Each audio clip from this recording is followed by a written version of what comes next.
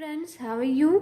आज हम कक्षा 6 विषय हिंदी लेसन 5 व्याकरण परिवार पढ़ेंगे। वैसे तो हमने पिछली कक्षा में मतलब कि कल हमने व्याकरण परिवार पाठ पढ़ चुके थे। ठीक है, हमने व्याकरण परिवार पाठ को रीड कर चुके थे, परंतु उसके क्वेश्चनों के आंसर नहीं करे थे, वह अधूरा रह गया था। और हमने कहे थे कि लेसन में जो परिवार के मुखिया संज्ञानंद, परिवार की मालकिन क्रिया देवी और सर्वनाम, विशेषण, संबंध बोधक, समुच्चय बोधक और विस्मयादि बोधक, ये सब क्या होते हैं, इनकी डेफिनेशन हम अलग से पढ़ेंगे। लेसन में पाठ में तो व्याकरण परिवार बनाकर उन्हें पात्र बनाकर पाठ को समझाया गया है, लेकिन क्या हमें समझ में आया कि संज्ञा क्या है, सर्वनाम क्या है, क्रिया विशेषण क्या है, संबंध बोधक क्या है, समुच्चय बोधक क्या है, हमें समझ में आया था क्या? नहीं। तो हमने उसकी बहुत ही सुंदर और छोटी और साफ राइटिंग में उनकी डेफिनेशन परिभाषा लिखी है। अब शायद आप लोगों को वो समझ में आ जाए। ठीक है, तो व्याकरण परिवार लेसन 5 व्याकरण परिवार को लिखने वाले का क्या नाम था, याद है आप लोगों को? डॉक्टर प्रेम भारती। ठीक है, हमने यह लेसन कल की क्लास में पढ़ लिए थे और हमने कहे थे कि हम आपको संज्ञा, सर्वनाम, इन सब की डेफिनेशन बताएंगे। ठीक है, तो ये व्याकरण आपको अपनी हिंदी कॉपी का आधा भाग व्याकरण में खंड करना होगा। ठीक है, और आपको व्याकरण अलग से हिंदी ही कॉपी में लिखना होगा। मतलब कि ये हमारी फुल कॉपी है, आपको आधे बीच से कुछ पेज बचाकर व्याकरण बनाना है, व्याकरण का खंड बनाना है, जिसे हमने ऊपर पे व्याकरण लिखा है। आपको आधी कॉपी हिंदी के लिए बनाकर आधी कॉपी पे व्याकरण खंड बनाना है। ठीक है, समझ में आया? फिर उसके बाद आपको ऊपर पे व्याकरण हेडिंग डालना है। इसी व्याकरण में हम पूरे व्याकरण परिवार में जो भी आते हैं, हम उनकी डेफिनेशन, उनके एग्जाम्पल, उनके प्रयोग हम जानेंगे। ठीक है, तो व्याकरण परिवार में सबसे पहले कौन आता है? संज्ञा। ठीक है, तो संज्ञा क्या होता है? संज्ञा की डेफिनेशन, परिभाषा क्या है? किसी व्यक्ति, वस्तु, स्थान या जाति का बोध कराने वाले शब्द को संज्ञा कहते हैं। किसी व्यक्ति, वस्तु, स्थान या जाति का बोध कराने वाले शब्द को संज्ञा कहते हैं। क्या बोलते हैं? संज्ञा। हमने लेसन में पढ़े कि परिवार के मुखिया कौन है? संज्ञानंद। तो वो तो है, परिवार के मुखिया संज्ञा तो है, बट व्हाट इज द संज्ञा? नाउन। संज्ञा को क्या बोला जाता है? नाउन। ठीक है, तो हमने संज्ञा की अलग से एक छोटी सी परिभाषा लिखी है कि व्यक्ति, वस्तु, स्थान या जाति का बोध कराने वाले शब्द को संज्ञा कहते हैं। आपको इसकी डेफिनेशन याद हुई? नहीं हुई तो आप इसे याद करें। ठीक है, अगर क्वेश्चन में आ गया या हमने टेस्ट लिए उसमें पूछे कि संज्ञा की परिभाषा लिखो, तो आपको संज्ञा की परिभाषा याद होनी चाहिए। वैसे भी संज्ञा की परिभाषा कोई बहुत बड़ी परिभाषा नहीं है, आपको तो नज़र आ रही होगी। ठीक है, फिर एग्जाम्पल जैसे कलम, भोपाल, शिव आदि। कलम कोई वस्तु है, भोपाल कोई जगह है, शिव किसी व्यक्ति का नाम है। ऐसे बहुत सारे हो सकते हैं। ठीक है, संज्ञा के निम्नलिखित 5 भेद होते हैं। संज्ञा कितने प्रकार के होते हैं? 5। पहला है व्यक्तिवाचक संज्ञा, जातिवाचक संज्ञा, पदार्थवाचक संज्ञा, समूहवाचक संज्ञा और एक है भाववाचक संज्ञा। तो संज्ञा 5 प्रकार के होते हैं। ठीक है, आप लोगों को नजर आ रहे हैं? आप लोग पढ़िए और समझने की कोशिश करिए। ठीक है, तो ये हुआ संज्ञा। संज्ञा कितने प्रकार के होते हैं? 5 प्रकार के। लास्ट है भाववाचक संज्ञा। उसके बाद हमने लेसन में ही पढ़े थे सर्वनाम। तो सर्वनाम क्या होते हैं? संज्ञा के स्थान पर प्रयोग में आने वाले शब्द को सर्वनाम कहते हैं। संज्ञा के स्थान पर, संज्ञा की परिभाषा क्या है? किसी व्यक्ति, वस्तु या स्थान को, स्थान के नाम को संज्ञा कहते हैं और उन्हीं के स्थान पर प्रयोग किए जाने वाले शब्द को सर्वनाम कहते हैं।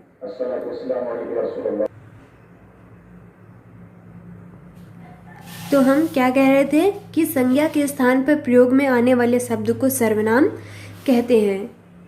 एग्जाम्पल के लिए दिया हुआ है मैं, हम, तुम, तू, आप, कौन, वह आदि ऐसे बहुत सारे शब्द हैं जो संज्ञा के स्थान पर प्रयोग किए जाते हैं। जैसे तुम अच्छे लड़के हो, मैं 5वीं कक्षा में पढ़ता हूँ। जैसे कि हम किसी के बारे से कुछ लिख रहे हैं कि मोहन बहुत अच्छा लड़का है, तो हम बार बार मोहन का नाम लिखने के बजाय उसके स्थान पर, मोहन किसी व्यक्ति का नाम है तो उसके स्थान पर, मोहन के स्थान पर हम सर्वनाम शब्द प्रयोग करेंगे। तो सर्वनाम में बहुत सारे हैं, जैसे मैं, हम, तुम, तू, आप, कौन, वह आदि। ठीक है, आदि मतलब होता है बहुत सारे। ठीक है, नहीं तो आप इसे भी सर्वनाम में आदि को जोड़ लें। ठीक है, आदि मतलब बहुत सारा। ठीक है, तो जैसे कि मोहन बहुत अच्छा लड़का है, हम अगर प्रयोग करते हैं तो मोहन बहुत अच्छा लड़का है। अब बार बार मोहन मोहन लिखने की ज़रूरत नहीं है। जैसे कि मोहन स्कूल जाता है, मोहन खाना खाता है, मोहन रोज़ सुबह जल्दी उठता है। मोहन का नाम बार बार लिखने की ज़रूरत नहीं है। हम ऊपर फर्स्ट लाइन पे लिख देंगे कि मोहन बहुत अच्छा लड़का है। फिर उसके बाद वह रोज़ स्कूल जाता है, वह रोज़ क्वेश्चन के आंसर याद करता है, वह बहुत अच्छा लड़का है। मोहन के स्थान पर मोहन का नाम बार बार यूज़ करने से अच्छा है कि हम उसके स्थान पर सर्वनाम शब्द का प्रयोग करें। ठीक है, आप लोगों को सर्वनाम समझ में आया?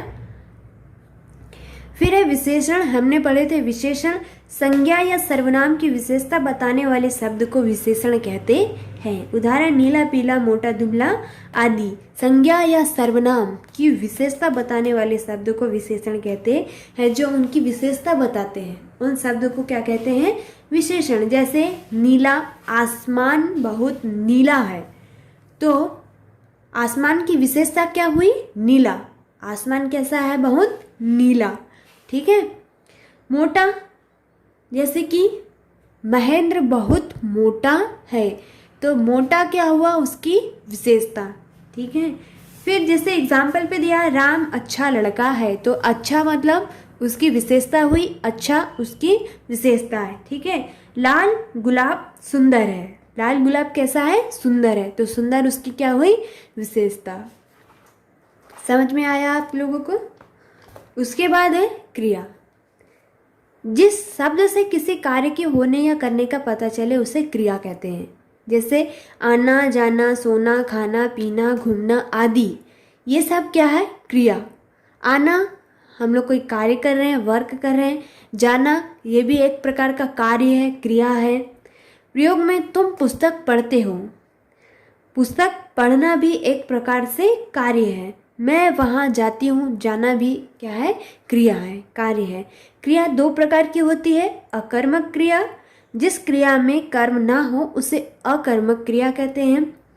जिस क्रिया में कर्म ना हो उस क्रिया को अकर्मक क्रिया कहते हैं। सकर्मक क्रिया, जिस क्रिया में कर्म हो उसे सकर्मक क्रिया कहते हैं। तो क्रिया 2 प्रकार की होती है।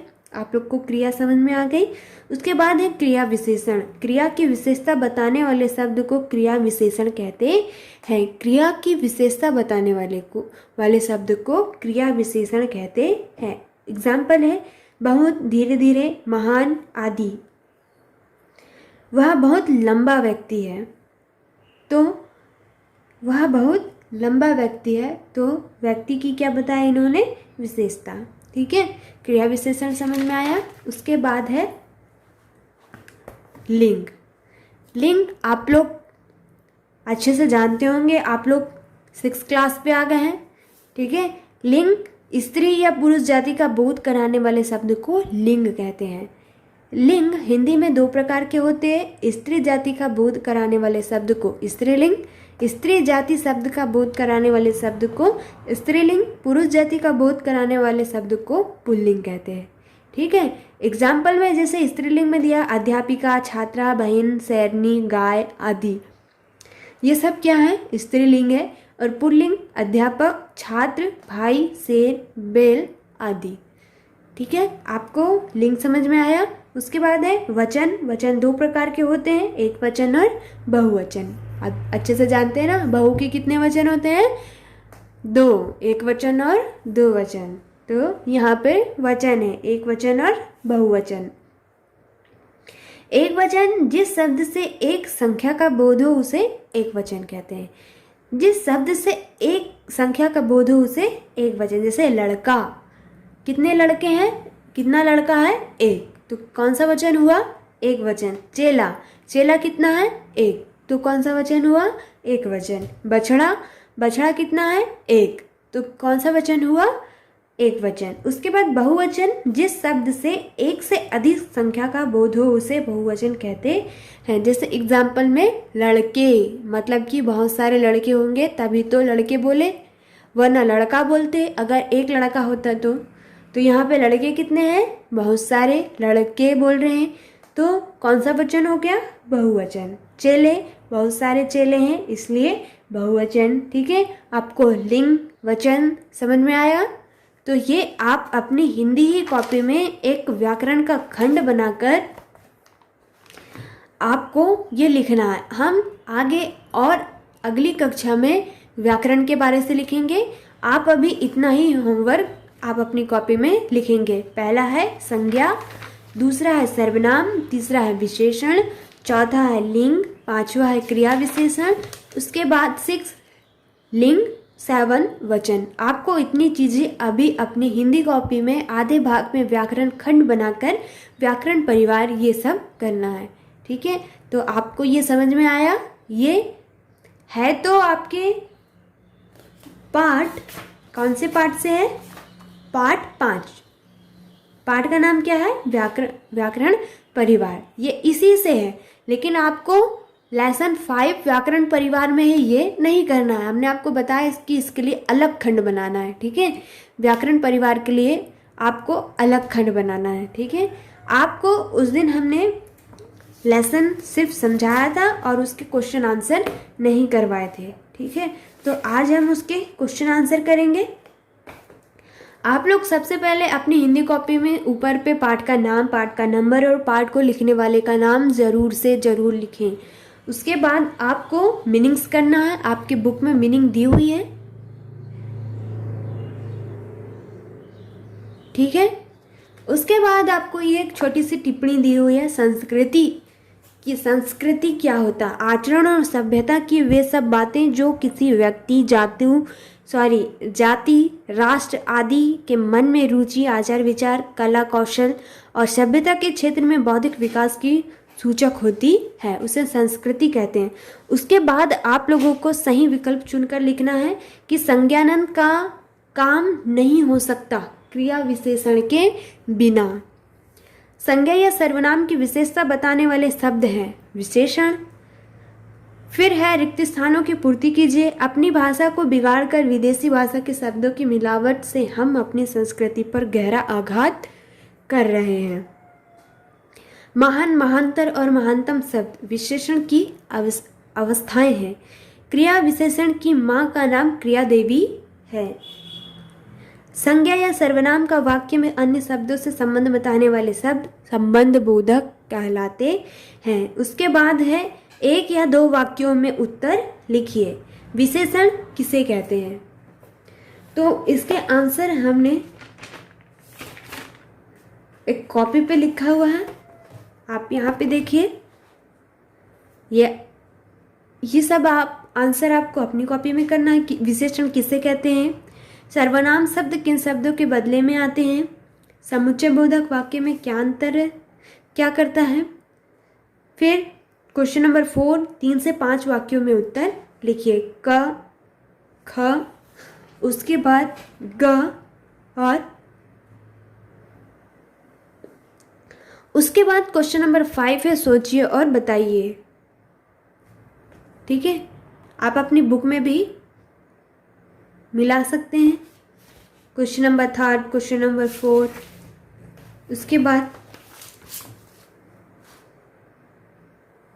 क्वेश्चन नंबर 5, सोचिए और बताइए, जिसका आंसर हमने ये करें। समझ में आ रहा है? उसके बाद आप लोगों को क्वेश्चन नंबर 6 नहीं करना है। उसके बाद आप लोगों को क्वेश्चन भाषा की बात का पहला क्वेश्चन करना है। निम्नलिखित मुहावरों का अपने वाक्यों में प्रयोग कीजिए। क्या आप लोग इसके वाक्यों में प्रयोग कर लेंगे? अच्छा, तो आप लोगों को थोड़ी सी दिक्कत होगी, आप लोग वाक्यों में प्रयोग नहीं कर पाएंगे। तो ये हमने लिखा हुआ है। सन्नाटा पसरना, रात्रि के समय सन्नाटा पसरा हुआ है। गप्पे लड़ाना, गप्पे लड़ाते हुए गांव चौपाल पर बैठे ग्रामीण ने आधी रात बिता दी। आदत में बेशुमार होना, हाथ बटाना। ठीक है, ये आप लोगों को इस भाषा की बात क्वेश्चन का पहला क्वेश्चन करना है। उसके बाद है नीचे लिखे शब्दों के विलोम शब्द उनके नीचे बने घड़े में लिखे शब्दों से चुनकर लिखिए। सूत, मित्र, प्रशंसा, हर्ष, निराश, सत्य, आशा। आपको इस घड़े से चूज करके छाट कर लिखना है। जैसे सुत का सुता आपको नजर आ रहा है। मित्र का शत्रु, प्रशंसा का निंदा, हर्ष का विषाद, नीरस का सरस, सत्य का असत्य, आशा का निराशा। ठीक है, उसके बाद निम्नलिखित शब्दों के 3 पर्यायवाची शब्द वर्ण पहेली से छाटकर लिखिए। घर, पुत्र, पुत्री, हाथ, मित्र।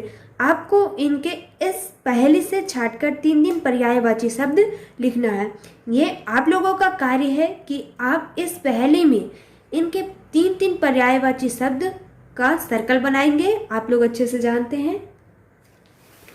हम इसके आंसर आपको दिखा दे रहे हैं, बट आपको उस पहेली में सर्कल बनाना है। ठीक है, जैसे घर के 3 पर्यायवाची शब्द भवन, सदन, गृह। उसके बाद है पुत्र के 3 पर्यायवाची शब्द बेटा, तनय और सुत। पुत्री, बेटी, तन्या और सुता। हाथ, हस्त, बाहु, कर। मित्र, सखा, साथी, दोस्त। ये आंसर है जिसे आपको इस पहेली में ढूंढकर करना है। ठीक है, उसके बाद नेक्स्ट क्वेश्चन। हमने सारे आंसर लिख दिए हैं, आप लोग ध्यान पूर्वक देखिए।